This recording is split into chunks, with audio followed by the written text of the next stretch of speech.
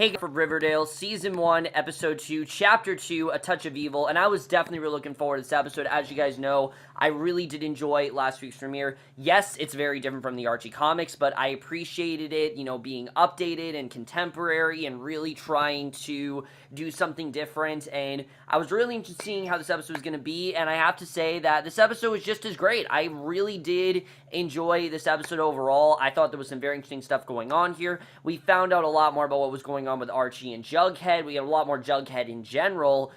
We got more information about, who could have murdered Jason, and overall, I definitely did enjoy this episode.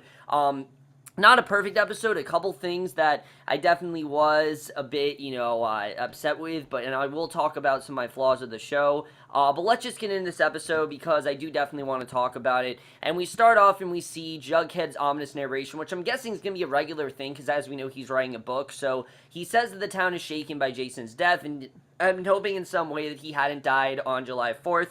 We see the Blossom family being shown Jason's corpse, and he's really hoping that he could have possibly saved Jughead or something in that manner. So, you can immediately see the guilt in him, and I think it was definitely interesting to see. So Archie's tossing and turning in bed, thinking about his July 4th encounter with Miss Grundy, which had been interrupted by the sounds of gunshots, presumably the shot that killed Jason. Now, that might not be true because of what we find out at the end of this episode, but we'll get into that.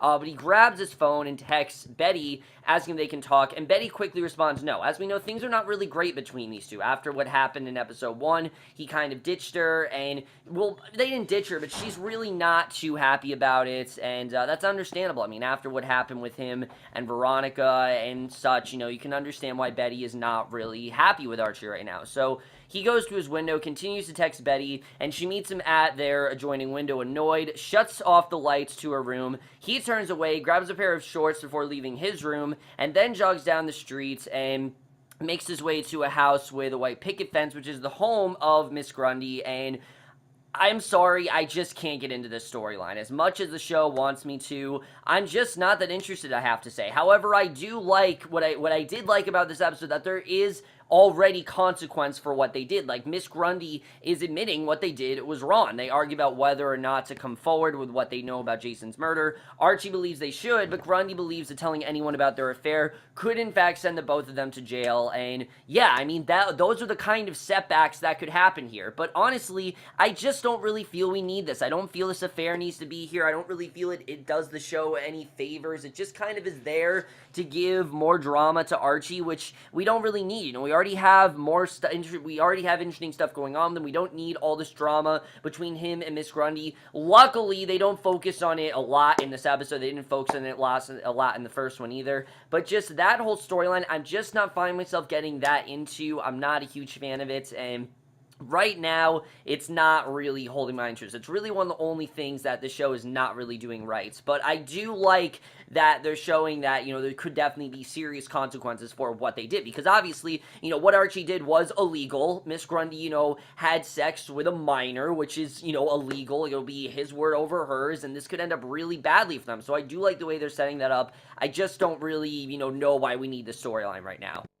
So the next morning, Fred is feeding the Andrews family dog, Vegas, and Archie walks into the room. Fred asks where the teen snuck off to the night before. Archie explains that he couldn't sleep and thought the jog would help, obviously because, there's just so many things going through his mind right now. And Fred tells Archie not to go out alone at night until Jason's killer is found, because obviously, if anyone goes out, there'll be a suspect, and there's so much investigation and stuff like that, and it's probably not a good idea for him to go out. It's just, it's just for safety reasons, and Hal and Alice are then walking into Betty's room, finding her writing in her journal, and they mention that they'll be out late because of something relating to Jason's career, and Allison asks Hal to start their car, and he leaves. So I don't know if Hal is, like, someone that Alice is seeing. I mean, I get the impression that this is a boyfriend or something like that, or like we don't really know, because we know things didn't really go great between Alice and whoever Betty's father was. We don't really know a ton about that. But I do like the way that they are pursuing this case. I think it's very interesting. And Allison joins Betty on her bed, tells her daughter that she admires her desire to see good in people, even if it did lead to her getting betrayed by Cheryl, Veronica, and Archie at the dance. And Betty reassures her mom that she will not be interacting with the three of them anymore. And again, she's doing whatever whatever, she's doing whatever she can to try to please her mom, and she kind of means this when she says, I don't want to interact with them. She feels that they don't care about her and that they, neglected her, so she's just not going to, respond to them because they're not good for her right now. And you do see that even though Betty is getting more confident, she's still struggling with that idea of perfection and that idea of, being as proficient and as proper as a person as she could possibly be so she can please Alice, which is, something that Alice constantly pressures her with. But Archie then answers his door to find Betty, asking him to walk her to school, and the pair walk down the road. It's kind of awkward between them because Betty explains that even though her mom has told her never to speak to Archie again, she still wants to be friends with him. She still wants to make that effort, regardless of his romantic feelings for her. And Archie agrees, saying that he didn't mean to hurt her, but that they'll be better off in the long run because of what happened between them. And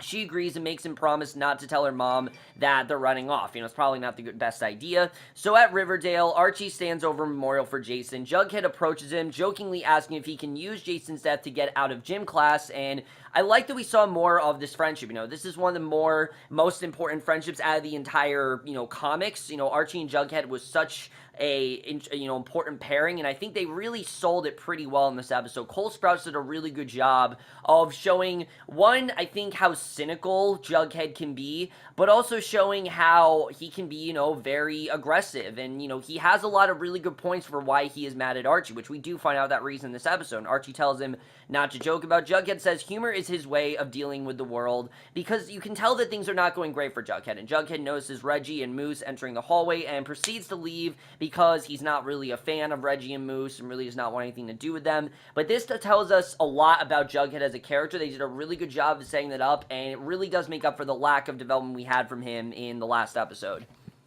So Betty and Kevin then walk down the hallway, Kevin lamenting about Archie being straight, because obviously he does have a crush on him, and Betty asks Kevin about him finding Jason's body, and Kevin explains it was worse, trying to explain to his father, the town sheriff, what he was doing with Moose when they found the body. As we know, him and Moose are, Moose is not out right now, Kevin's not exactly out either, so it's kind of hard for them, and they're not, what I like about this is that it's not overly preachy. They're not forcing this down your throat that, oh, Kevin's gay and Moose is gay as well. No, this is just a storyline that Kevin is dealing with. His father's the sheriff. We don't really know if Kevin's father is that accepting of him or not, but you definitely get the sense that, Kevin genuinely likes Moose, but Moose isn't really, out yet, and he doesn't want many people to know that he's gay, so it's kind of a tough problem for Kevin to deal with. This was the one chance they had to possibly get close, and of course, because of them finding Jason's body, it was, obviously ruined because of that. So now he doesn't really know what to do, and I think that's a very interesting storyline where that's going. But the pair of them walk in the front office where they find a bouquet of yellow flowers addressed to Betty. The note on the flowers is from V, of course, being Veronica. She walks in the front office and offers Betty several gifts as a peace offering. She apologizes for behaving like the old Veronica at the dance and promises to never betray Betty like that again. And again, Veronica continues to be a really great character because, again, she's really doing whatever she can to show Betty that, no, I'm not that spoiled rich girl. I am a nice person. I genuinely want to help you. I want to be your friend. And I love the way she takes that initiative and tries to take Betty under her wing. It's just a really great way to get us to like Veronica as a character. And Betty agrees to give Veronica a second chance, a decision Kevin doesn't really approve of, and I like that, Kevin's not okay with this, and Veronica leaves. Betty explains it's the easiest decision to make, that, probably the best thing to do is to give Veronica a second chance. Why not give her a second chance? She hasn't really given her a reason not to, so why not try to be nice to her? And I do like that Betty, decided to go with that she actually is going to be on good terms with Veronica, because there's nothing really, there's no reason why she shouldn't be. So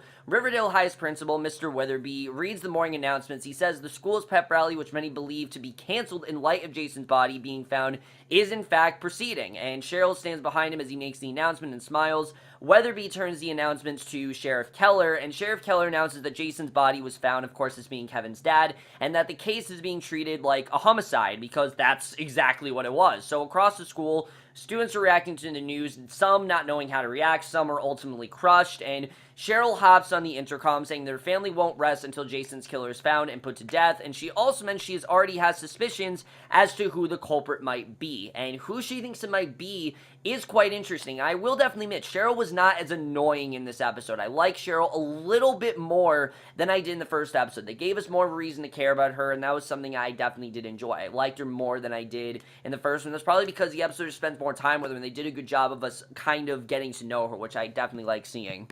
So Sheriff Keller comes back in the intercom, asks students to come forward with any information about the case, and Archie listens to that announcement in front of a display case dedicated to Jason, and before walking down the hallway and looking into the principal's office, he locks eyes with Weatherby, quickly walks away. Jughead then follows behind him, watching his movements, and Archie now stands at the water fountain, splashing water in his face, and Jughead then approaches him, reminding him about the road trip they were supposed to take together over July 4th, and Archie bailed on the trip last minute, a fact that makes Jughead suspicious. So Jughead, of course, does not know about him and Miss Grundy and everything that went down there, so that's the main reason why Archie and Jughead are not really on good terms right now, because Jughead doesn't know why Archie abandoned him. I think Jughead kind of has suspicions about Archie possibly killing Jason. That's what I kind of got here, and he walks into science class, he walks past Jughead, the two share an uncomfortable look, and things are just not good between these two right now, because, you know, there's a lot of information that Jughead just does not know about, and he doesn't really know how to process that kind of information. He can't possibly think of his best friend doing something like that, but there's not a lot of evidence that counts against it, really, so he definitely does have a suspicion that Archie could be the one behind it. But in the same class, Cheryl's minions question about the information she gave the police. She gets offended at the idea that she had a hand in Jason's death, which many people think she did, and she tells him what she told the police, that they both fell out of the boats and Cheryl made it out of the river while Jason did not. And that's, you know, to her knowledge, everything she knows. And I honestly do believe her on that, but there's just something about Cheryl that makes me think there's more going on here. And the science teacher then walks in, the students get ready for their experiment. Archie asks to be partnered up with Cheryl, while Veronica asks to be with Betty, and Betty says she wanted to partner up with Kevin, but Moose claims him as a partner first. So maybe things are good between Moose and Kevin, and there's even a scene where Moose brings up their encounter to Kevin, but Kevin shoots him down, saying that Moose has too many demons. You know, he knows that Moose is just not ready for a relationship yet. You know, he is not comfortable with his sexuality, he's not comfortable with who he is, and Kevin is. You know, we can tell very well that Kevin is. Moose just isn't, and Kevin doesn't feel he's ready for something like that, which I thought was very smart of Kevin to do. As much as he wants to be with Moose, he's not going to be with someone who's unconfident about their sexuality and possibly could, you know, leave him for someone who's straight just because he doesn't want to admit who he really is, which I thought was interesting to see. So Archie mentions to Cheryl that they haven't spoken to each other since the summer, and he offers his condolences about Jason. He offers his help, but Cheryl says he can only help if he has information about what happened at the river, because, you know, she's not really getting any answers, and Archie asks the police have any leads, and Cheryl says no, but that she believes it is someone everyone in Riverdale knows, which really does not narrow it down at all. You know, there are a lot of people that they know, but they turn their attention to their science experiment, which is dissecting a dead frog, and Archie offers to handle it, but Cheryl says she can handle it, violently cuts open the frog, which that scene, again, definitely shows us that she's very, you know, she can very violently, you know, tamper with things, and that she's just very aggressive with this kind of stuff, so that was definitely interesting to see. But at the coroner's office, Alice asks the coroner to tell her more about Jason's body for help with her article. She hands him an envelope filled with money, and back at the high school, Betty, Kevin, and Veronica walk to lunch. Veronica asks why Moose was talking to Kevin, and he laughs it off, saying he isn't fully sure what Moose's sexuality really is, especially because Moose currently has a girlfriend named Midge, so Kevin's quite confused into where that's really going, and I do like that, you know, Veronica, again, is staying with Betty, even though she has her friendship with Kevin. Veronica fits right into that, and I do like the way there's not really any sort of, like, overshadowing of that. I like that these two genuinely are still friends, even though, you know, she is friends with Kevin. So they approach Archie, asks if he has any new songs to play for them. He plays a song that reminds Betty of their time at the dance. She gets sad, which Archie notices, and she starts crying, saying that she's not over her feelings for him, leaves the table, and Archie follows after her, and she explains that she feels the safest when the two of them are together at Pops, and Archie agrees, and she says that she's unsure of where to really, you know, go forward in the relationship after the events of the past weekend, and she leaves. Archie tries to run after her, but is called on by Mr. Weatherby asking to talk with him, and Weather addresses the interaction between them through his office window earlier in the day. Archie says he wasn't feeling well, but Weatherby doesn't believe him, and he asks him to reveal anything he knows about Jason's case. So you can tell that Weatherby's doing whatever he can on basically any student he has, and Archie turns into the music room, confronts Grundy, explains to her what happened, but that he ultimately didn't say anything to Weatherby. There's a part of him that wants to, but he didn't, and he asks if she really has feelings for him, and that's why she's wanting to continue to cover up their affair. And Grundy says that she does, even if she knows it's wrong. She gets inches away from his face. She tells him that she's trusting him not to tell Weatherby, and even though he wants to, she's trusting that he's not going to, which, that's putting a lot of trust in the students, and I don't know why she is telling him to do that. I get that obviously she doesn't want to get fired, but again, I just don't really know where they're going with that. But Jughead then walks down the hallway, stops right outside the music room door. He watches Archie and Grundy share an embrace and starts to get kind of a feeling of what's going on. So the River Vixens are practicing a dance for Veronica as the lead cheerleader. Cheryl interrupts them, explaining how important the upcoming pep rally is for her reputation in the wake of Jason's death. And she mentions bringing Josie and the Pussycats in for the performance and walks away to make a call, which Josie and the Pussycats, we'll get into them a little bit later, but again, not much for them to do in this episode. Veronica and Betty then sit on the gym floor. Veronica suggests that they get pedicures together after practice, but Betty says she has homework to do. So Veronica's really doing whatever she can to bond with her, to make up for lost time. And Veronica questions why Cheryl is throwing the pep rally when she's clearly in the process of grief. It doesn't seem like she's in the right state of mind, and Betty says that at least Cheryl is being honest and not putting on an act like Veronica. She just feels that Veronica is just trying to act nice and isn't really this nice. She's just trying to act, nice to her, so Betty will decide to be friends with her again, which is not going to work out that way. So Veronica says she went to the closet with Archie to protect Betty, but because otherwise Cheryl would have gone in with him. So she did what she could to try to make sure that Betty, wouldn't, that Cheryl wouldn't go with Archie, because obviously she didn't want that. So Betty says that either way, Veronica entering their social circle messed up Archie and Betty's relationship, and Veronica says that it isn't her fault that Archie doesn't like Betty, because no, it's not. It has nothing to do with Archie and Veronica. They really just did that to protect Betty, and I do like that this isn't really a love triangle right now. All it really is that Archie and Veronica are friends. They're doing what they can to protect Betty because they know that Cheryl, is definitely coming after her. And I like the way that Betty is really trying to, Veronica, is really trying to protect Betty in that sense, even though Betty doesn't really look at it in that way.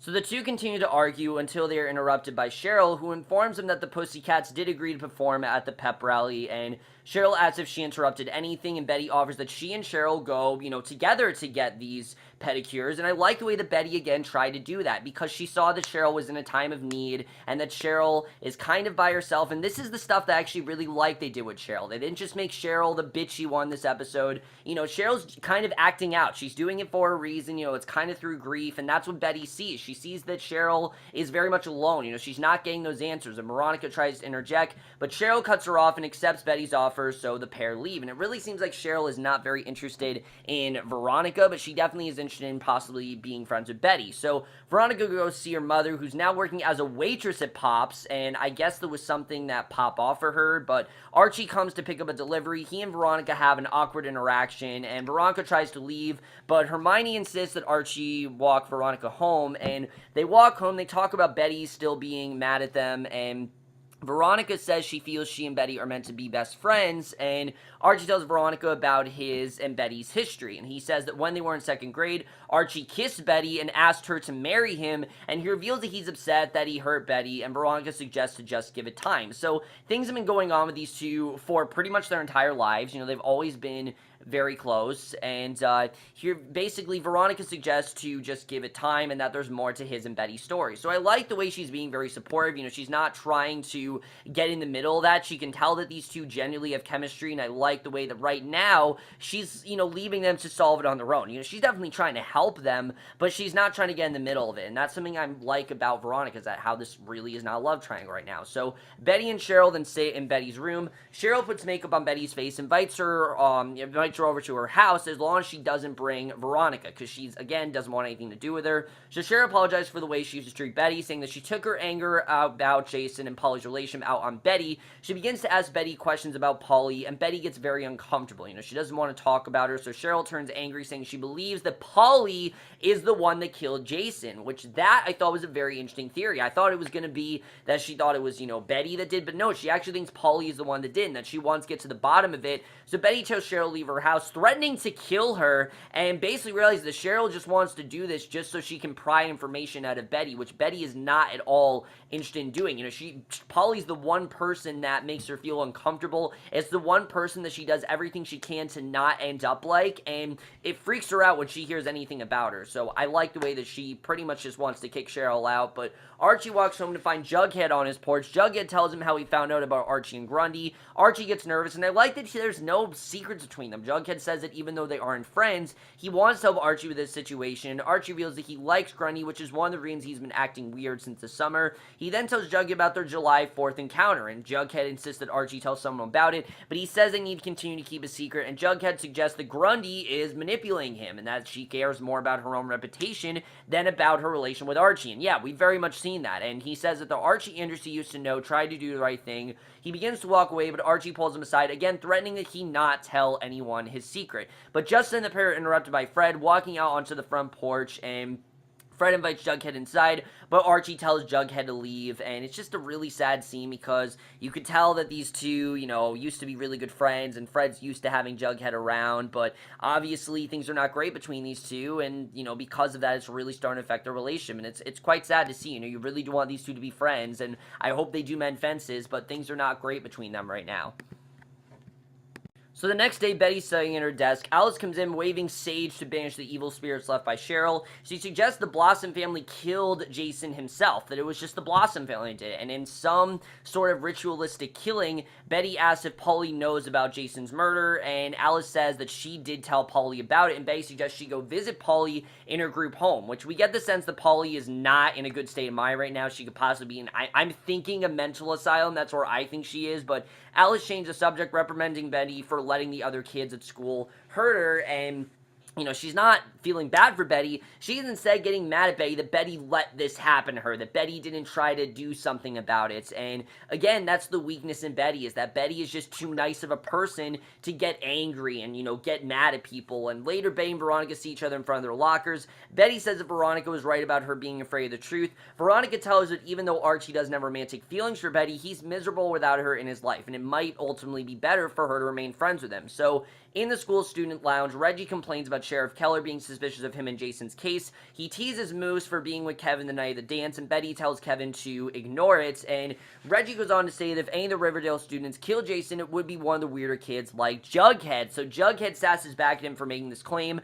Reggie runs towards Jughead. Archie stops him, pushing him back. Reggie then suggests that Archie helped Jughead kill Jason, and these two basically conspired in doing it, and Archie pushed him back again. The two get into a fight, smashing the glass of a nearby vending machine, and the fight ends with Reggie punching Archie in the face, and back at home, he's got an ice pack on his bruised face, and Fred walks in asking if the bruise is from a fight with Jughead, but Archie says no, and I like that Fred was genuinely concerned. He could see things were not good between them. So he then goes on to say that he and Jughead were arguing about a girl, or rather disagreeing about doing the right thing with that girl. So Fred tells him that he should try to do the right thing, even if it costs him, even if it, again, that's one of the things that Archie is struggling with, is what is really the right thing to do. And again, Archie's a teenager, he has a lot of struggles with that, and I like seeing that. So that night, the students of Riverdale hire at the pep rally.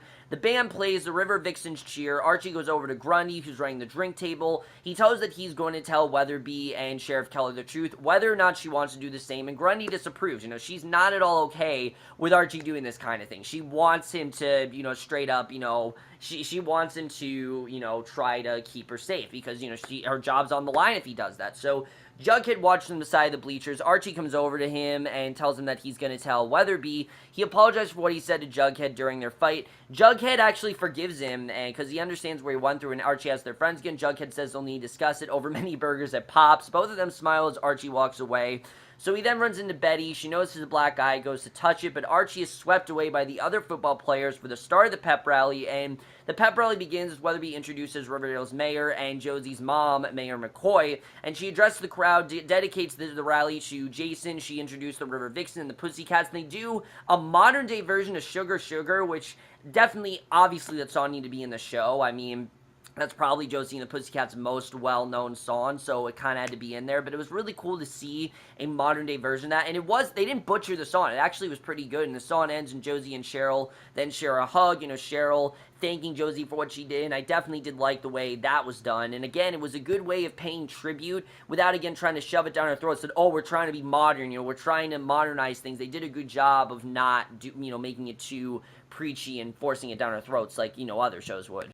So the Riverdale football team runs through the pep rally, and as Cheryl watches them, she begins to see Archie morph into Jason and has flashbacks to his death, and she gets upset, runs off the field to everyone's shock, and this didn't really make sense to me. Why is she seeing him as Jason? What's really going on there? That was very strange, but Betty and Veronica decide to follow her because, they can see she's not okay. So Veronica finds Cheryl crying in the cheerleading locker room, and Cheryl says that Jason was supposed to come back to her and that she feels alone without him. And the two hug as Betty stands in the doorway watching the whole thing. And after the pep rally, Betty approaches Veronica about the hug with Cheryl. Betty offers that the two of them get a milkshake at Pops, and Veronica accepts. So I like the way they did decide to help out Cheryl, but at the same time, mend their friendship that way, and they drink their milkshakes at Pops. Veronica suggests the pair make a vow not to let a boy come between them, and Betty agrees, and the pair drink their milkshakes. Whatever happens, they're going to stay best friends. They're not going to let Archie come between them, and they're not going to let him ruin their friendship because they want to be friends, and just then, Archie and Jughead enter the diner. Betty invites the two of them to join them, and the four sit at the booth, all smiles as Jughead's narration starts up again. He addresses the chemistry between Archie, Betty, and Veronica, and explains that at the moment, the four genuinely felt like kids, but that the next day, a reckoning would come, because the next day, Archie walks down the hallway to Weatherby's office. He's about to go in before the door opens, and Weatherby and Sheriff Keller exit. So Betty, Kevin, and their classmates sit in science class. Weatherby and Sheriff Keller enter. Cheryl then stands up, saying that she knows they're here for her after what was found in Jason's autopsy, and Cheryl insists that she's guilty. Like, she's literally ready to turn herself in, saying that, there's no way that she couldn't have done this. So Jughead, we then get some very interesting information at the end when we actually reveal that Jason, in fact, did not die on July the 4th, but he died a week later. So I don't know where that's going, but that is the way the episode ends. Let's get into this episode and where I think we're going to go from here. So, really, a lot went down in the second episode, I have to say. I mean, I get that there is 13 episodes, but wow, really, I mean, a lot did happen here, and it made sense, because the pilot was relatively simple, was, these three getting to know each other, and sort of seeing, the way the relation was going to be set up. But what I really do love that the show is doing, at least so far, is that it's not going in the cliche direction. It's kind of going against these cliches. You could easily have Betty, Veronica, and Archie in a love triangle, and have this ruin Betty and Veronica's friendship, and have Archie not, try to figure out which one he likes more, but it's not that, actually, it's much more complicated than that. Archie and Betty, they've been close since they were kids, they've always been best friends, they've always kind of talked about getting together, but Archie doesn't really know if he has the same feelings for Betty that he did back in the day, and, Veronica's something exciting, something new, something fresh, something that he hasn't really seen before, that I don't know if he's necessarily attracted to, but he's definitely intrigued by her, and he definitely does have some sort of feelings, where he does want to go out with her and, see what she's like, and I like the direction that whole friendship is going, that these three right now are friends. There is definitely romantic, feelings between all three of them, but I like the direction that they're headed with Veronica, and especially Veronica and Betty. I like that these two are deciding to stay friends. I've said before, their friendship is probably the strongest aspect of the show, and that is no different in this episode. They work so well together here. I thought the two were spot on. You could tell that they genuinely did want to be friends, and I like the way they decided that, they're going to be friends over letting Archie come between them. Even if Archie does, they're still going to remain friends, and I like the direction that went. I thought that was definitely really great there. And Jughead, I like that Jughead did in fact forgive Archie for what he did. He could have easily been mad at Archie, but for right now, he understood that Archie, he didn't mean, he definitely, it was complicated for him. He doesn't really know what to do in that situation, and that he, genuinely wants to help him. So I like that these two aren't, don't have a ton of animosity, because you know, one of the most important friendships in the Archie verse is that of Jughead and Archie. These two need to be best friends, and you can't have a season with them pitted against, especially not season 1. You can't have season 1 with them pitted against each other, and I'm glad that they did not do that, because so many shows I've seen do that before, and it really doesn't work at all. All that would do is get us to see these two completely distant from each other, and having them together as friends, I'm very happy the show is going that direction. So I was very happy to see that. So I thought all of that was very well executed. And Cheryl as well. This was a great episode for Cheryl, because this is what I want to see from her character. Yes, she's a mean girl. Yes, she's very direct, and she can be quite snobby and bitchy sometimes, but at the same time, a lot of it is her relinquishing grief and really channeling a lot of that emotion from sadness, because Jason, you know, was always by her side, and she always could rely on him. He wasn't just a brother to her. He was someone who she genuinely saw as maybe not a lover, but a friend, someone she could confide in, someone she could talk to, and she doesn't really have that. I like the way that Betty and Veronica are doing all they can to try to get to Cheryl and try to get her to be a friend to them. I like the direction that that's going, and, you know, try to be friends with her. So this was a much better episode for Cheryl overall. If they keep doing this great development with her, I'm really going to enjoy her character. I like the direction they went with her in this episode. I thought that definitely was really well done, and they did a very good job with that here. I really enjoyed the friendship between Betty, Veronica, and Cheryl, and I hope that they actually are successful in trying to get her to be friends with them, because Cheryl is definitely hurting. I mean, she's kind of under the intuition that she now killed Jason, but is her suspicion about Polly possibly true? Again, I'm willing to believe that Polly's in a mental asylum right now, and that she's definitely not in the right state of mind, but it's clear that Alice is forbidding, you know, Betty to see her. Out of everyone that she doesn't want Betty to see, which seems to be the entire population of Riverdale High, almost everyone, you know, Betty, Alice is like, oh no, don't see her, don't see her, don't see her, don't see him. Polly is the one person who Alice is, you know, the most tenuous about. She does not want anything to do with Polly, because Polly, of course, wasn't perfect, and she's worried that Betty is going to get easily influenced by her. So I'm interested in seeing really where that whole thing is going to go, if Betty is going to confront Polly, how that's going to go down. I love the direction that that plot is heading. You can understand why Alice feels this way, but at the same time, Alice is kind of a bitch, so I don't really know where they're going with that. I think that's interesting. Not a ton of development with the whole Hermione and Veronica side of it. You know, we don't know a ton about the lodges. We know, obviously, what happened with Hiram, but we just don't really know how it happened or what the embezzlement's all about and things like that. We just know pretty much everything we knew in last week's episode is the same stuff we know here, so not really too much going on there. But let's talk about the murder, because that's the other big part of the show, is now that we know that Jason wasn't murdered on July 4th, it was actually the week after. So now I'm getting that maybe Archie and Grundy, it was just a coincidence. Maybe there wasn't a gunshot. We don't really know.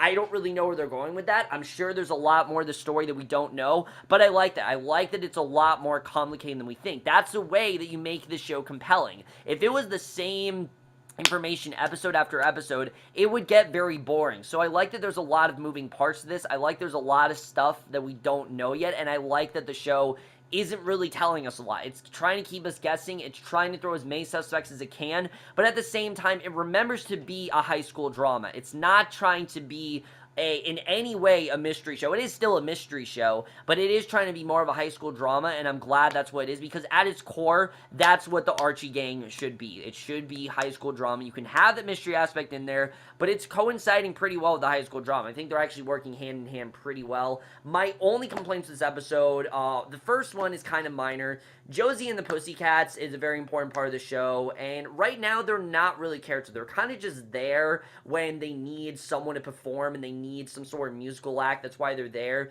You do get the sense that Cheryl and Josie are good friends and that these two have worked together and that, you know, they've relied on each other a lot.